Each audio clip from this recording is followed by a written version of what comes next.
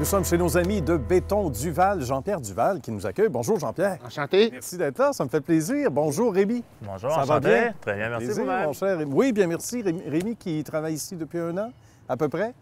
Excellent. Là, on va raconter l'histoire de Jean-Pierre. Et c'est une belle histoire. Quand on vous dit qu'il y a des gens dont la flamme de l'entrepreneuriat surgit à un moment où on ne s'y attend pas, je pense que c'est un peu votre cas. Exactement, exactement. La minute que j'ai dit, on va oublier ça, on va rester chauffeur d'highway, puis Oui, j'ai vu une opportunité dans le béton. OK. C'est ouvert parce qu'il y avait des compagnies de béton qui demandaient des entrepreneurs, des sous-contractants pour transporter leur béton.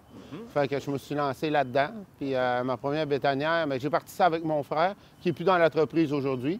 J'ai acheté ses parts. Puis j'ai parti ça en achetant le Sterling, qui est là. Qui est un gros modèle qu'on voit à l'écran. C'est ça. Celui-là, grosse bébite. Oui, celui-là, il m'a coûté 125 000 Puis c'est ça, on se retrouve avec des paiements de 3 000 puis l'entreprise n'a pas parti en partant. Ça a pris comme un mois et demi avant que ça se mette à décoller. Tout ça. Parce que ça prend des contacts, faut faire le tour, il faut se bâtir une crédibilité. C'est ça. Il faut aller frapper aux portes, puis dire les connaissances qu'on a aussi. C'est pas n'importe qui qui peut se partir là-dedans. Comme je disais, il y a 2200 sortes de béton. On travaille beaucoup avec le MTQ, les jobs gouvernementaux, puis tout ça. Fait que, on s'est fait un nom tranquillement. Puis là, 5 ans plus tard, 4 ans plus tard, on est rendu là avec 5 bétonnières. Puis la demande est là pour qu'on grossisse encore. Puis, C'est extraordinaire. On va parler du métier et ça va nous permettre de nous tourner également vers quelqu'un que vous avez engagé il y a à peu près 1 an. On disait, l'ami Rémi, qu'on salue de nouveau. C'est un métier qui n'est pas facile, qui demande la précision d'un horloger, comme on dit. Hein? Un horloger qui aurait des aiguilles de béton ou à peu près.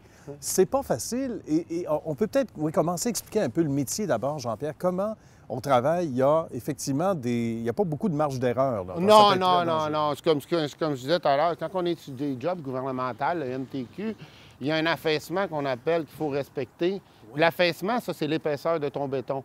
Donc, il va sortir très, très épais ou ils veulent très, très liquide. Là, il y a des plastifiants, il y a des adjuvants, il parle de l'accélérateur à mettre dans le béton, ou toutes ces choses-là. C'est très important. S'ils veulent à 150 mm le béton, il faut que tu le sortes à 150 mm. Il ne faut pas que tu le sortes à 160. Puis la température, s'ils la veulent à 23, mais ils ne veulent pas que tu le sortes à 25 ou 26. Il y a beaucoup de rigueur, c'est ça. On n'a pas le choix d'obéir. Est-ce que c'est difficile, les premières heures, les premiers jours? Ça doit être un peu stressant? Oui, c'est pas facile parce que la pire chose qui peut arriver à un opérateur de bétonnière, c'est de noyer son voyage. Si on noie le voyage, le béton est plus bon, puis le patron n'est pas content.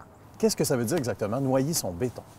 Noyer le béton, ça veut dire qu'on a ajouté trop d'eau au départ ou en arrivant sur le chantier en s'ajustant. Donc, le béton est rendu trop liquide à un point qu'on ne pourra pas avoir l'affaissement que le client demande. Donc, il n'y a plus rien à faire avec ce béton-là. OK. Quelle est la façon de prévenir ça, justement, d'éviter de noyer son béton? Il faut les compétences, évidemment, puis il faut se fier au slum meter, qui est un cadran pour vérifier l'affaissement du béton. Il y a aussi possibilité de le noyer avec des additifs superplastifiants. Si on en ajoute trop, le béton va être trop liquide. Donc, mince marge d'erreur. Oui, c'est touché. Puis chaque compagnie de béton a leur plastifiant. C'est des plastifiants différents, c'est des quantités différentes. Là, une compagnie, ça va être 1 litre au mètre. L'autre, ça va être 1 litre pour le voyage au complet.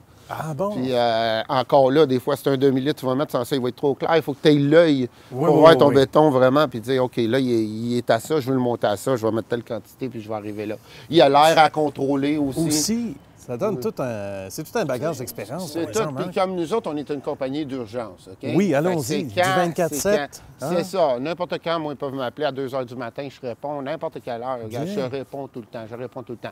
Puis la job, nous autres, ça consiste comme quand tu as une grosse coulée à faire, mettons 300 mètres, tu coules à une pompe, mais la pompe, il ne faut pas qu'il manque de camion à la pompe. OK. On s'entend, parce que s'il y a 10-15 minutes qu'il manque un camion à la pompe, le contracteur en haut, il y a une vingtaine de gars qui sont là pour flatter le béton à 25-30 piastres de l'heure, puis lui, il n'est pas content, là. Fait que lui, il va revenir contre la compagnie de béton, puis il va aller charger à la compagnie de béton. C'est dans ce temps-là qu'on rentre en ligne de compte. Nous autres, ce trou-là, on le bouche. Boum! Tout est calculé. Parce que le client cale ses camions aux 10 minutes. Il faut qu'il envoie des camions aux 10 minutes. Oui, il faut que ça suive.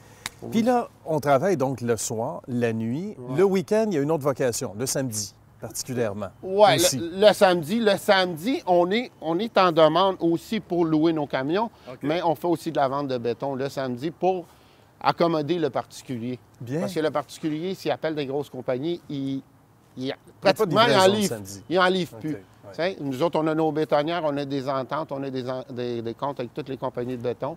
Fait qu'on peut aller chercher le béton pour le client. Samedi matin, à 7 heures, il peut faire sa job, il n'y a pas de problème. Ça nous fait Extraordinaire. plaisir. Avec un petit café à la main. Et c'est là qu'on reconnaît les vrais. Quand on dit qu'il faut se démarquer pour passer au travers de l'adversité, parce que ça n'a pas été facile, Jean-Pierre, les premières années, il fallait continuer à être chauffeur sur des longues distances aux États-Unis, tout ça, pour arriver. Hein? Oui, pour couvrir, parce qu'on est 3 mois fermés.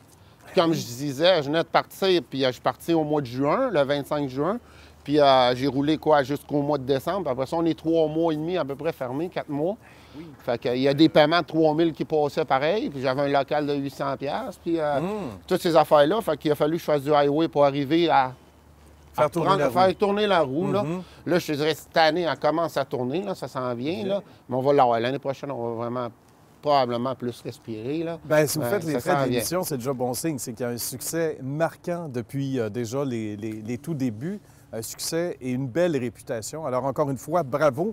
Merci beaucoup, Jean-Pierre, de la visite. Merci. Mon cher Rémi, on continue le beau travail. Ça fait plaisir. Merci beaucoup. On s'organise pour pas que le béton fige. Oh non! C'est sûr. Merci. Yes, sir.